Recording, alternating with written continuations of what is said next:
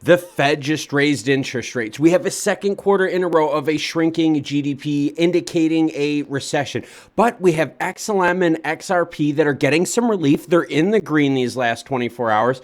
Let's go screen and let's start talking the future of XRP, XLM, and what this move right now means for the near term of those two. And as always, any article you see in this video will be linked in the description below. Let's breathe a sigh of relief as markets come up from the bottom. I've got the heat map up on the screen for the last 24 hours with Ethereum leading the way. Yes, the positive merge news is still coming out. They're still on time for the merge project. But Ethereum leading the pack right now with 11.8% gain. Bitcoin up 8.2%. If we look at XLM and XRP, we could see a dramatic increase of over 10% in the last 24 hours from pre-movement on the Fed's announcement. Same thing with XRP. The charts almost look identical, everyone. All right, so what's going on? What to look forward to? First things first, I asked you, hey, what is the Fed going to do at this rate? And look at 44% of you had the answer correct at a 75-point hit.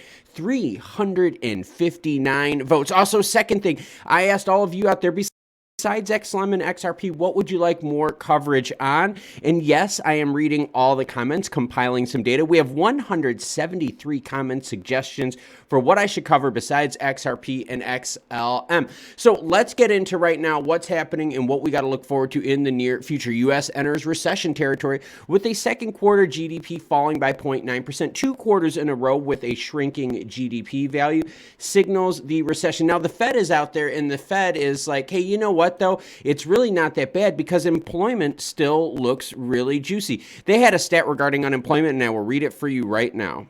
Fed Chair Jerome Powell and many economists have said that while the economy is showing some weakening, they doubt it's in recession. Many of them point to, in particular, a still robust labor market with 11 million job openings and an uncommonly low 3.6% unemployment rate to suggest that a recession, if one does occur, is still a ways off. The problem is a bunch of people with unemployment aren't being counted anymore.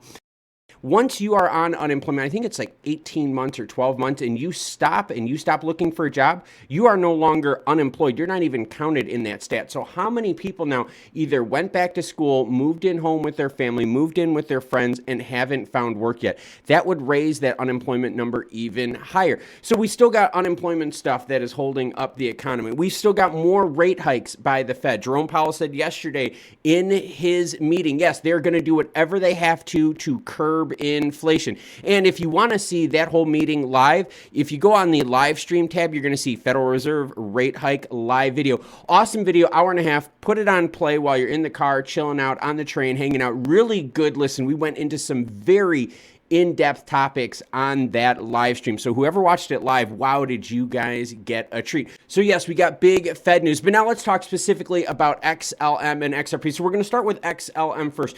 The big thing with Stellar Lumens XLM right now is they have to start delivering. I get it. They signed this agreement with MoneyGram. They signed the agreement with Neum, with Wire, with Tribal Credit, all those companies. But we now have to start seeing results. When Stellar did their quarter 2 review presentation, there was a question asked specifically about MoneyGram saying, hey, can you give us some stats on MoneyGram, how many people are using it, what its rate, and so forth? They didn't give any stats. Now, 2 things happen here. Number one, they could not be allowed to give the stats because maybe that comes from the MoneyGram end, right? Maybe MoneyGram is responsible for those stats.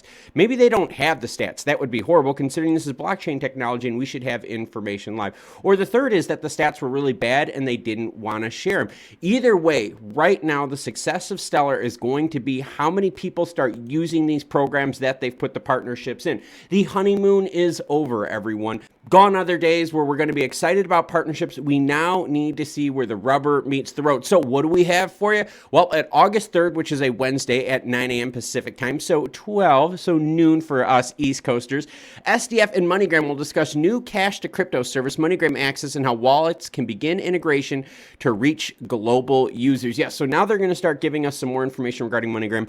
We need to see the stats. We need to see the use case growing for this to be a successful project to keep Stellar out of the slumps. So now we got to switch gears on up over to XRP. XRP's story is a little bit different here, everyone.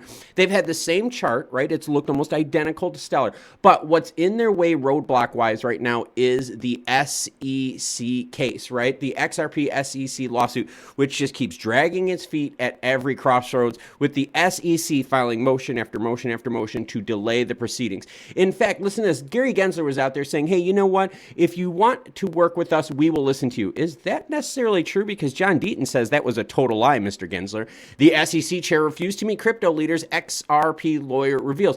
So is the SEC delaying things because we aren't ready with regulation yet? Are they taking an unfair poke at XRP? That's what we have to focus on now in this next quarter. We also have to focus with Ripple Labs. What programs have they done that are now growing in use case? Similar to Stellar, right? We have to see, where does the rubber meet the road? We're excited when partnerships happen, but now we need to see those partnerships turn into transactions, turn into use case. So on the XRP radar, we're also going to focus on use case and these on-chain metrics, because we've seen recently a whole bunch of wallets become active. We've seen blow-ups in volume.